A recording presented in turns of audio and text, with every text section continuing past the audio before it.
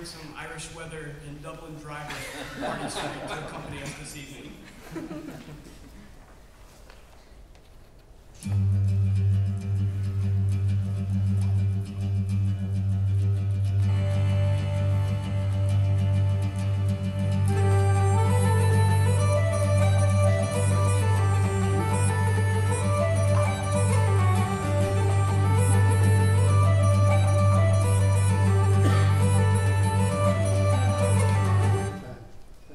Associations people have of music in Ireland sound something like this, which is referred to as traditional Irish music, or trad music by the locals.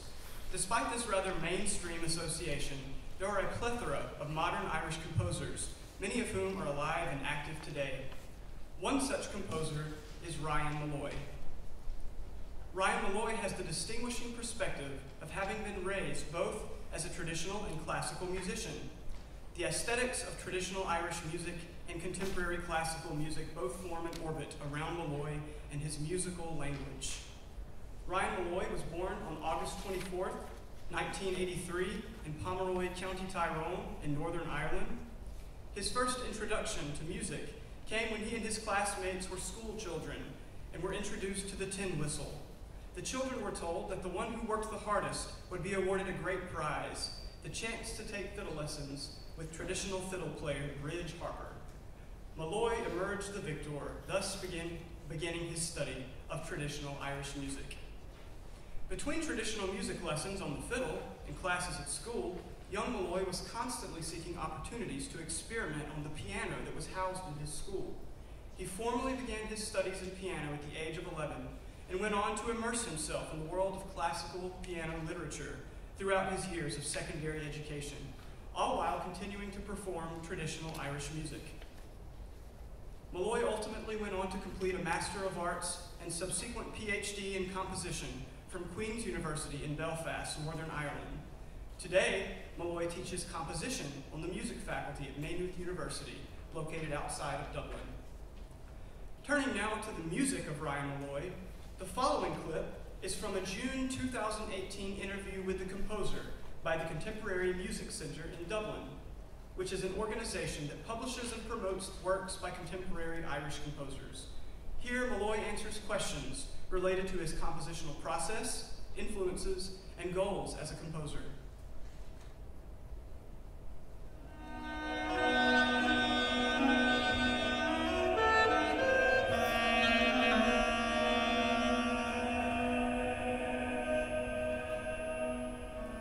My music consists of three main preoccupations: drums and colour, or a sense of playing with colour, and temporal transcendence, so our ability to ignore real time or to get beyond real time, to float away, and that can happen in lots of different kinds of music, in very quiet music, very still music, or also in very energetic and raucous music.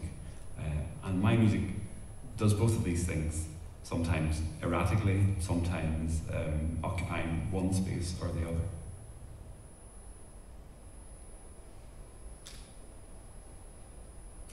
I like to think of my compositional process as a bit like painting, even though I'm rubbish at painting. I have my fabrics, the musicians, the sound world, a particular ensemble to work with. Then my colours, what kind of harmonies am I working with?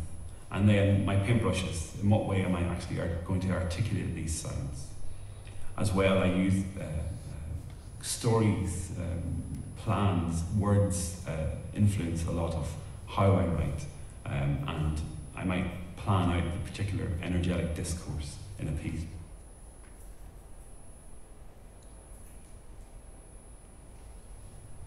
I'm influenced a lot by characters, whether it's the character of the musicians I'm writing for, who will affect the kind of music I write, or the characters of landscapes, Irish landscapes in particular, from the mountains I grew up in to seascapes, which I find very strong, emotive, creative forces.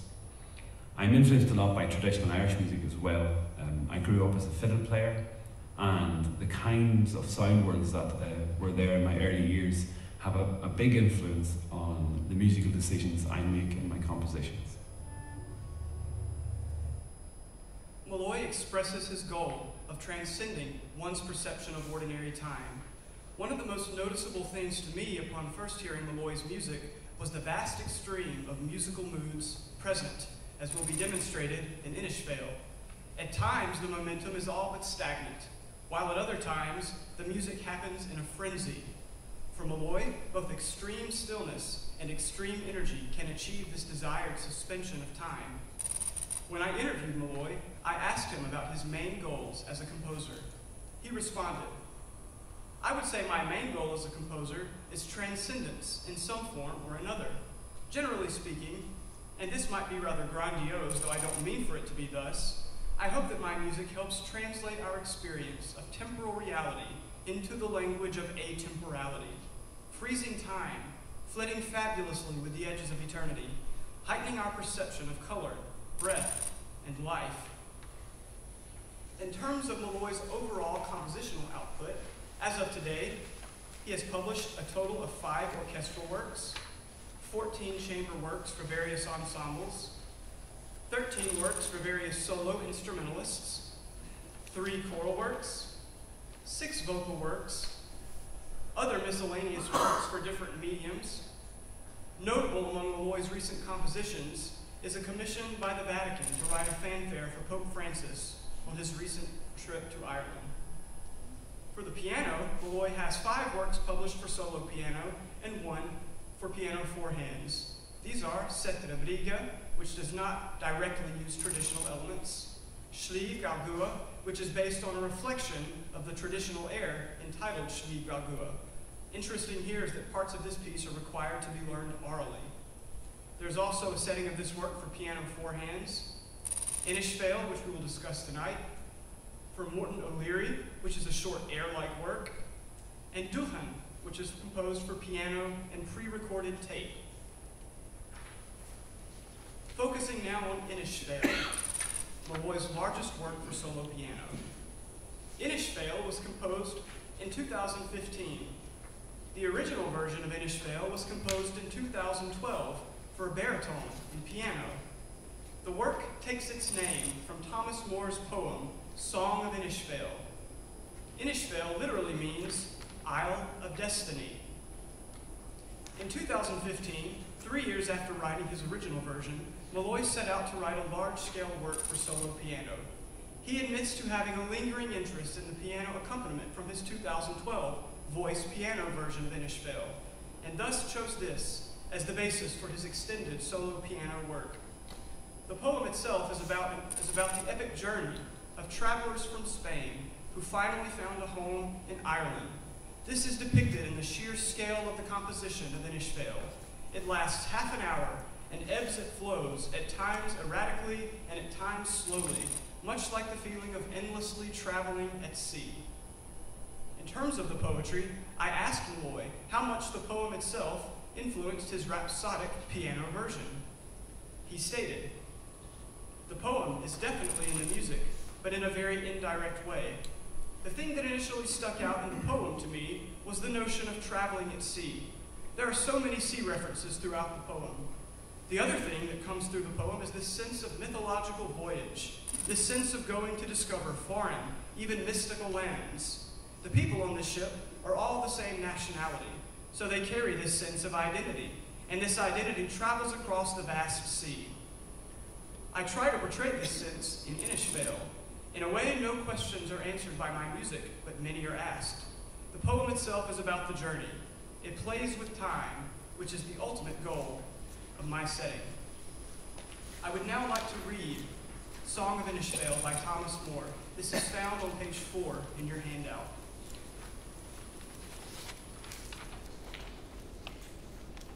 "They came from a land beyond the sea, and now o'er the western main set sail of their good ships gallantly from the sunny land of Spain. Oh, where's the isle we've seen in dreams, our destined home or grave? Thus sung they as by morning's beams they swept o'er the Atlantic wave. And lo, where afar o'er ocean shines a sparkle of radiant green, as though in that deep lay emerald mines, whose light through the wave was seen. 'Tis Innisfail, 'tis Innisfail, rings o'er the echoing sea, while bending to heaven the warriors hail that home of the brave and free. Then turned they unto the eastern wave, where now their day God's eye a look of such sunny omen gave as lighted up sea and sky. Nor frown was seen through sky or sea, nor tear or leaf or sod, when first on their isle of destiny our great forefathers trod. Molloy also cites the image entitled Sea Fever, Blue Rocks by photographer David Baker as a visual influence for Innisfail. This image is also the cover photo for Molloy's CD album entitled Innisfail, which is a recording of 3 of his solo piano works. The image is found on page 4 in your handout underneath the poem. The gravity, length, and overall scope of Molloy's Innisfail is present both in the poetry and in the image. I would now like to proceed through Innisfail and discuss elements of traditional Irish music that govern the unfolding of this work. Molloy mentioned drones in the interview clip we just saw. In traditional Irish music, drones are often present in the Ilian pipes, which are similar to Scottish bagpipes, only smaller, and are played while the player is seated. See the following brief clip of the Ilian pipes. Take note of the drones that are present in the bass.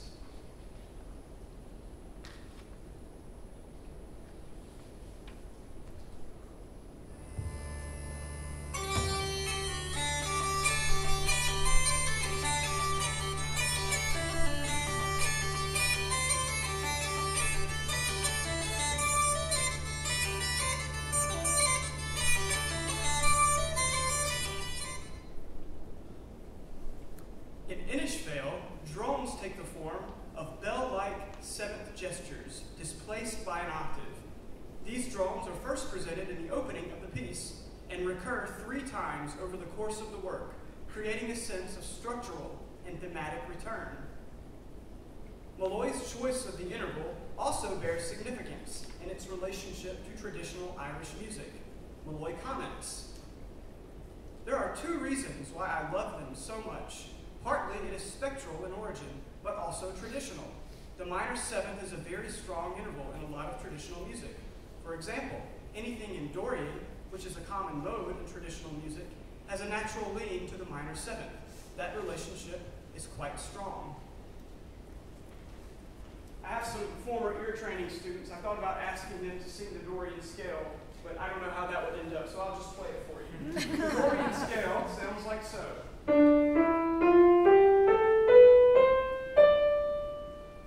The first note of the scale and the 7th note create a minor 7th. These same pitches are the opening pitches of Innisfail, the first presentation of the drone theme. I'll now play the first few measures of example 1 in your handout on page 5.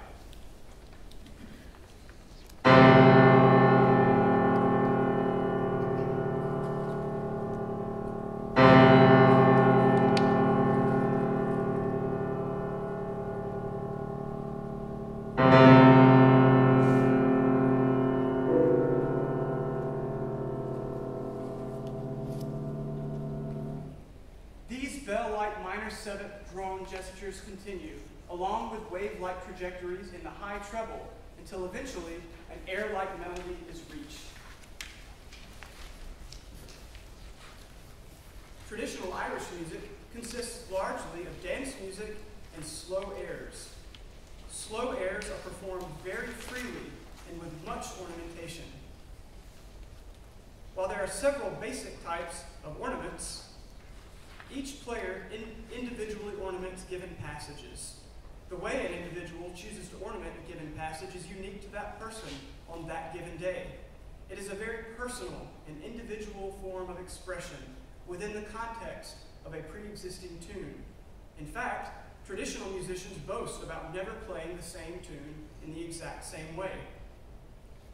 In Innisfail, ornamentation occurs in grayscope figures as well as in the traditional ornaments of the cut and the roll. These ornaments are present throughout the entirety of the work. I would like to briefly present definitions of these ornaments before moving on through the music. The cut is executed by separating two notes of the same pitch by inserting a higher note between them. Please be aware that the snippets in your handout are examples of traditional music and not from Innisfail. Cuts are also constantly present in the jig sections of Innisfail, which will be demonstrated shortly. Rolls may be either short or long. A short roll lasts the length of a quarter note and embellishes 2/8 notes of the same pitch, with a grace note placed above and a grace note placed below the principal note. Long rolls feature 3/8 notes of the same pitch, while embellishing the last 2/8 notes with a higher and lower grace note, similar to the short roll. A long roll will be demonstrated among the ornaments in the air-like sections of Innisfail. Additionally, there are grace notes present throughout Innisfail, found mostly in the slower, air-like melodic passages. These added grace notes give an otherwise contemporary passage of music a subtle traditional Irish musical flair. Turning first to an example from the traditional repertoire, refer to example 2 in your handout, which is an excerpt of the Banks of the Band. Note the freedom in the singer's pacing of the melody, as well as the ornamentation. The ornaments in example 2 are a mere approximation of what a singer might choose to do. We've been young and tender, her waist small and slender, kind affection has made her to be my overthrow.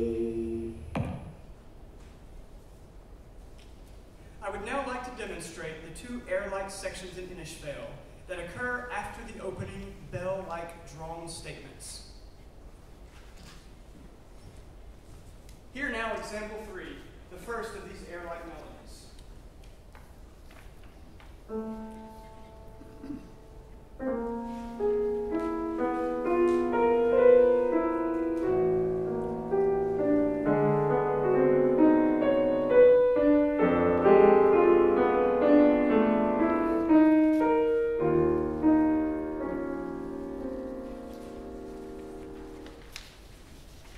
On the next page, page 8, in example 4, the rhythm of the air becomes more improvisatory, and the ornamental figures become more complex.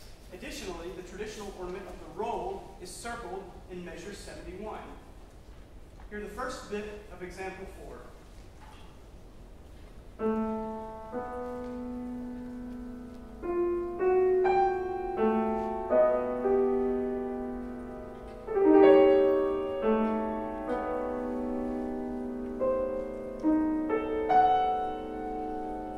I'll skip down to measure 68 and to demonstrate the roll found in measure 71.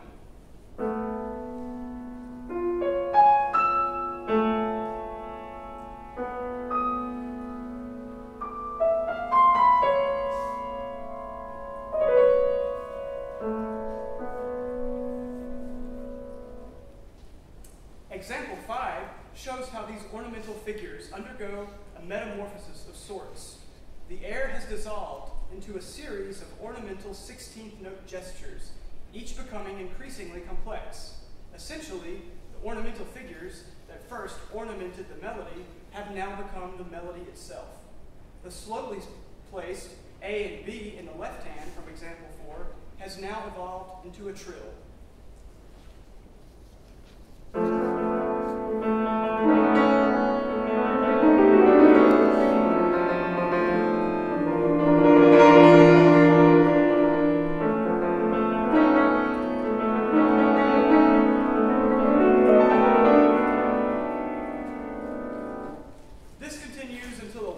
Cadenza breaks loose. I'll save that for the performance. The end of this cadenza, seen in example 6, leads directly into the first return of the drone theme from the beginning, now at a full fortissimo.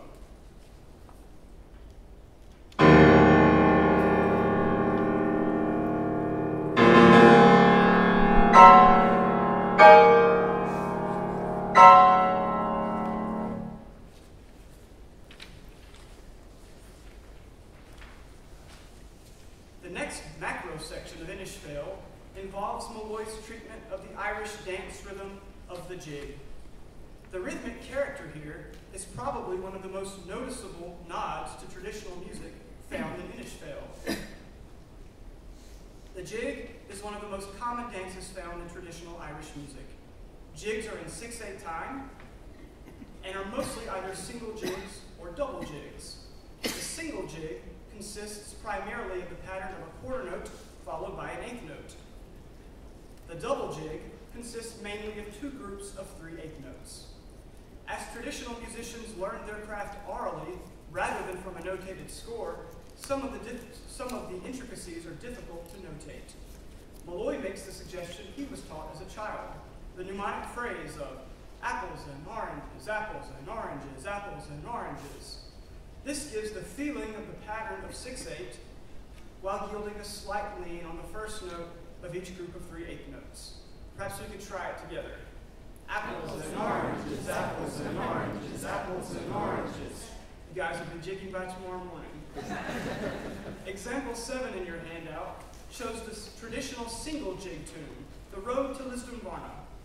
The predominant figure of the quarter note followed by an eighth note makes this a single jig. Also noteworthy is the way in which the players ornament the melody. Example 7 is the bare tune, but the players add their own improvised ornamentation.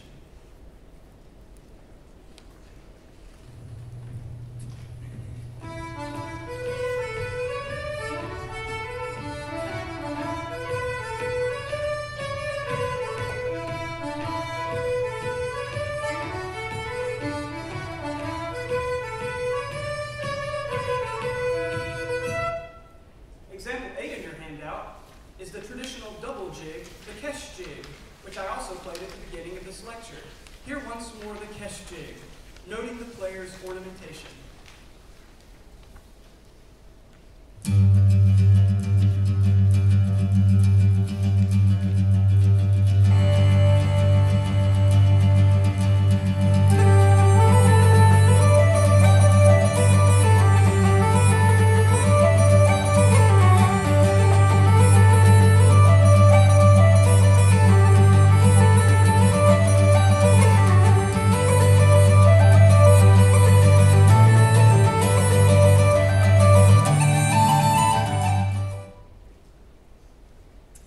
In Innisfail, rather than presenting the jig outright, Molloy first presents a deconstructed jig of sorts, which he evolves gradually over several pages of music until finally an overt jig is achieved.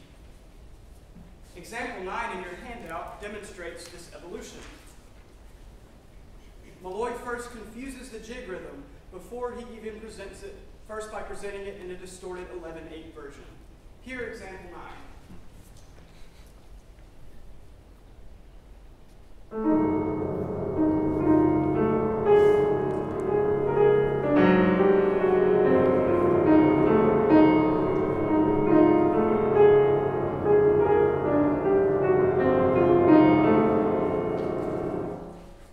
This material repeats, gradually increasing in tempo until finally a 6/8 jig rhythm is achieved, but first in an understated and more subdued character.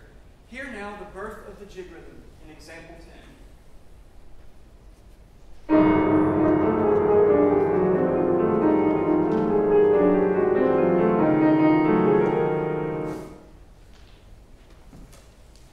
After several pages of this jig-like meandering, Molloy finally reaches the fully evolved jaunty jig time. The jaunty jig begins in measure 230 of example 11.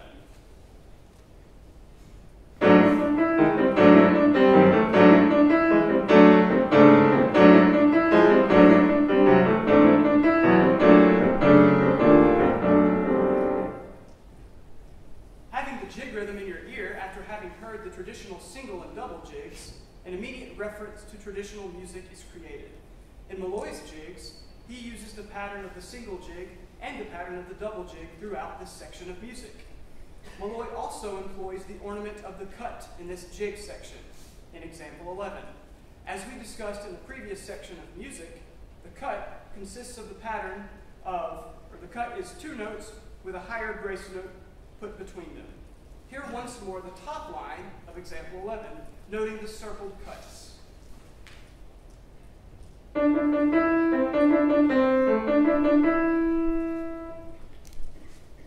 Once this jaunty jig is established, it continues, along with various musical interruptions, until finally the climax occurs, as can be seen in example 12, beginning in measure 310.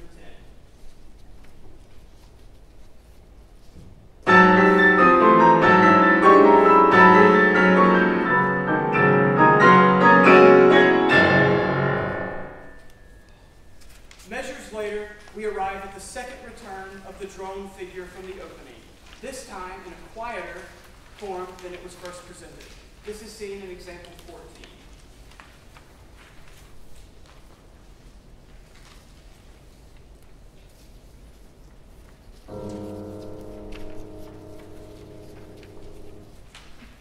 I skipped an example. I need to go back or you'll get lost during the performance. We need to talk about example 13. So, once this climax of the jig occurs, Molloy then gradually begins to unwind and devolve the jig. Here, example 13, which shows the devolution of the jig pattern.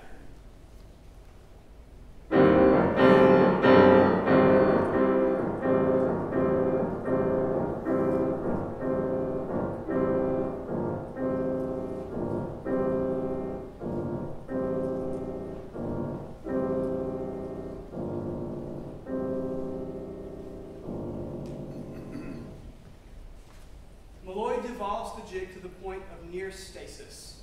Here, Molloy seems to achieve his goal in the aesthetics of freezing time. Then measures later, we arrive at example 14, which is the second return of the drone figure. The coda emerges after this material seen in example 14.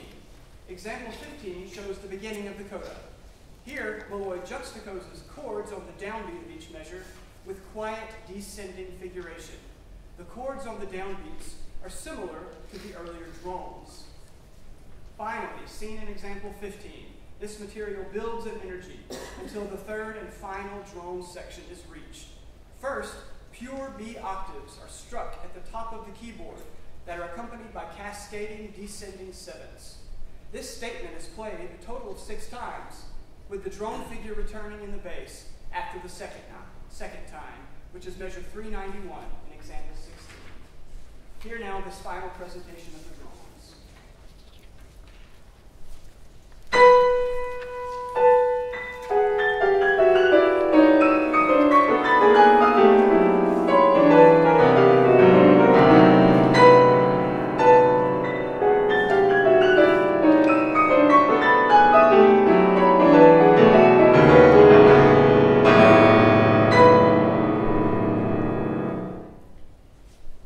Molloy further transforms the interval of the minor seventh at the ending of Innisfail with the use of harmonics. A soft B natural octave finally emerges out of the texture. This is seen in example 17 in your handout. The pianist must then play the lowest B natural while simultaneously touching the string at the correct note so that an A natural sounds artificially when the note is played. The ghost of a minor seventh and the ghost of the drone remains as a backdrop against the B natural octaves as the piece dissolves. It is important to clarify at this point that while traditional Irish music certainly influences Molloy in his writing, his music, as you can see, does not sound like traditional music. In our interviews, he stated, "I think it is important, as you have observed, that you will never get an Irishy sound when listening to my music. I think that's important. I have always stressed that because the goal was never to write Irish traditional music." For me, this was the fascination with Molloy's music and his approach. He is unapologetically Irish, and he embraces his traditional background, as well as continues to play as a traditional fiddle player to this day. In his compositions, however, instead of peppering his music with traditional harmonies and direct quotations, he recontextualizes traditional elements. He takes figures such as ornamentation, the jig rhythm, and drones out of their original context and repurposes them in his own 21st century sound world. I have provided a basic structural plan of Innisfail on for you to reference if you would like during the performance. You may also simply follow the Innisfail examples provided in your handout, starting with example 1. During the brief pause after this lecture, I would also encourage you to reread the poem and view the image that inspired Molloy on page 4 to aid in your listening. I hope that you will continue to explore the music of Ryan Molloy, who at only 35 years of age continues to grow in prominence, both at home in Ireland and abroad as a composer. His music is available on the website of the Contemporary Music Center, listed in the bibliography. I know from personal experiences that their workers are eager to help and are very friendly. Should you ever find yourself in the Temple Bar district in Dublin, go by the Contemporary Music Center, peruse, and take their workers for a cup of Irish tea afterwards. As you listen to the piece, I would advise you not to have expectations of traditional harmonies or of simple melodies, as you can tell by the example, but rather get on your boat, imagine that you're out sailing at sea, and go on the voyage that at times is perhaps obnoxious, at times it's fun, at times it feels like it will never end. After a brief pause, I will endeavor to take us on this 30-minute sound journey that is Ryan Molloy's Innisfail.